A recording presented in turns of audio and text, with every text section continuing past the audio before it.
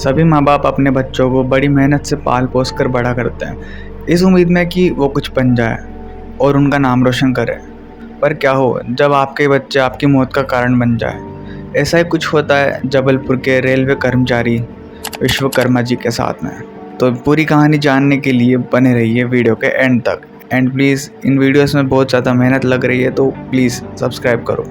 नाबालिग बेटी और उसके प्रेमी पर हत्या की आशंका जताई जा रही है। उसका आशंका है खेत से बिहार पहुंचा होगा और फिर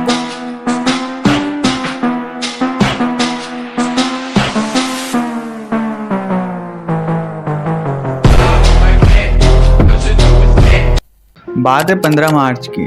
जबलपुर में एक आम सुबह थी। जबलपुर से लगभग 250 किलोमीटर दूर एक गांव है पीपरिया। वहाँ पे एक लड़की आरती अपने परिवार के साथ रहती है। अचानक से उसके फ़ोन पर एक ऑडियो मैसेज आता है। वो किसी काम में बिजी होगी तो उसने उस मैसेज को देखा नहीं। लगभग 4 घंटे बाद उसने उस ऑडियो मैसेज को खोला। वो ऑडियो मैसेज उसकी चचेरी बहन काव्या का था, जो कि जबलपुर में रहती थी। काव्या के पापा का नाम था राजकुमार विश्वकर्मा। आरती ने काव्या का मैसेज ओपन किया।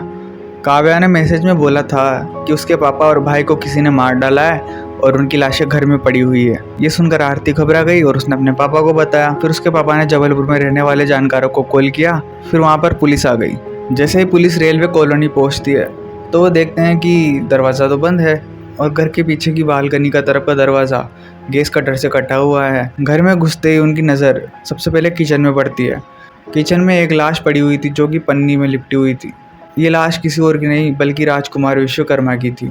उनके अलावा उनके घर में उनकी एक बेटी और एक बेटा भी रहते थे। बेटी का नाम था काव्या और बेटे का नाम था तनिष्क। पूरा घर छान मारते हैं पर दोनों नहीं मिलते। हर तरफ देख लेते हैं पर दोनों का कोई नामो निशान नहीं। फिर अचानक से उनकी नज़र पड़ती है फ्रिज के हैंडल पर, जो कि खून से सना हुआ था। जब वो फ्रिज खोलते हैं तो उनकी आंखें फटी की फटी रह जाती हैं।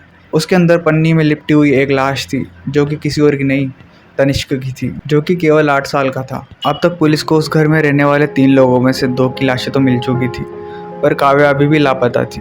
ना उसकी लाश मिली ना वो। तो पुलिस को शक हुआ कि कहीं काव्या किडनैप तो नहीं हो गई है। उनके मन में सवाल उठा कि इनकी किसी से दुश्मनी तो नहीं, कौन किडनैप कर सकता है उसको।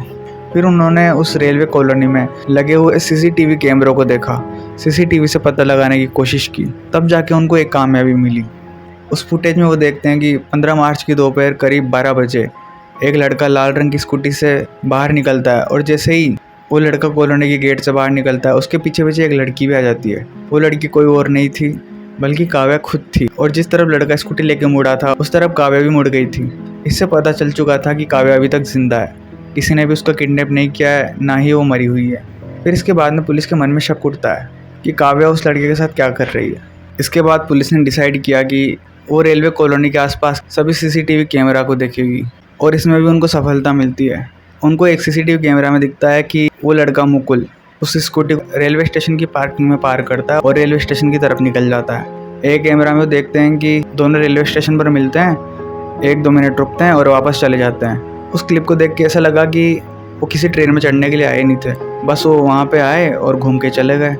उसके बाद एक फुटेज में देखा कि वो किसी पीले रंग की बस में चढ़ रहे थे जो कि कटनी नाम की जगह पर जा रही थी। इसके बाद पुलिस ने उस बस वाले से पूछताछ की तो उनको पता चलता है कि वो कटनी से पहले एक आधार तला नाम की जगह पर उतर जाते हैं।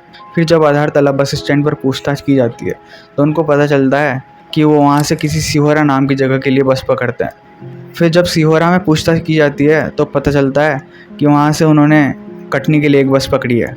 आखिर उन्होंने एक ही बस का इस्तेमाल क्यों नहीं किया कटनी जाने के लिए, अलग अलग बसें क्यों बदली? ऐसा तो कोई तभी करता है जब वो पुलिस को चकमा देने की कोशिश करता है। तो इससे उनका शक और बढ़ गया। अब चलते हैं बैक स्टोरी पर। जिस लड़के के साथ काव्या गई थी उस लड़के का नाम था मुकुल।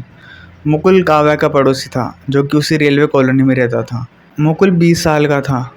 इसके बाद पता चलता है कि काव्या ने मुकुल के खिलाफ FIR दर्ज करवा दी थी, वो भी पॉक्सो एक्ट में। इसके बाद मुकुल को जेल जाना पड़ा था और रिपोर्ट दर्ज कराने के बाद राजकुमार जी ने अपनी बेटी काव्या को पीपरिया भेज दिया था पढ़ने के लिए। लगभग 1.5 महीने बाद ही जमानत पर मुकुल बाहर आ गया। अब बात ये उठती है, जिस काव्या की वजह से मुकुल को जेल जाना पड़ा और जिस मुकुल की वजह से काव्या को पीपरिया जाना पड़ा, वो दोनों मिलकर ही काव्या के बाप और भाई का खून क्यों करेंगे? असल में बात ये है कि काव्या और मुकुल ने फरार होने से पहले अपने अपने फ़ोन्स को घर पर ही फेंक दिया था। काव्या अपने साथ में अपनी मम्मी का फ़ोन लेकर गई थी। काव्या की मम्मी की डेथ 2023 में ही बीमारी की वजह से हो गई थी। जब पुलिस को घर पर उन दोनों के फ़ोन मिलते हैं तो CDR रिकॉर्डिंग्स और चैट हिस्ट्री को खंगालते हैं और उससे पता चलता है कि काव्या और मुकुल पिछले 6 महीने से उसके बाप और भाई की हत्या की साजिश रच रहे थे और अभी भी पुलिस उन दोनों को पकड़ नहीं पाई है। अभी भी उनको अलग अलग जगह पर CCTV में देखा जाता है, पर जैसे ही वहाँ पे पुलिस पहुँचती है वो फरार हो जाते हैं। उन दोनों ने उसके बाप और उसके भाई को क्यों मारा ये तो उनके मिलने के बाद ही पता चलेगा। पर सोच के देखो क्या ज़माना आ गया है। एक बेटी अपने बाप को मार देती है, अपने भाई को मार देती है। भाई को इतनी बेरहमी से मारा है, फ्रिज के अंदर उसकी लाश को रख दिया पन्नी के अंदर। मतलब क्या ही ज़माना आ गया है। आपको ये स्टोरी अच्छी लगी हो तो वीडियो को लाइक करो, शेयर करो एंड प्लीज़ चैनल को सब्सक्राइब कर दो, क्योंकि इन वीडियोस में बहुत ज़्यादा मेहनत लगती है। ठीक है, और भी ज़्यादा इंटरेस्टिंग कहानी लेके आऊँगा, तो तब तक के लिए बाय।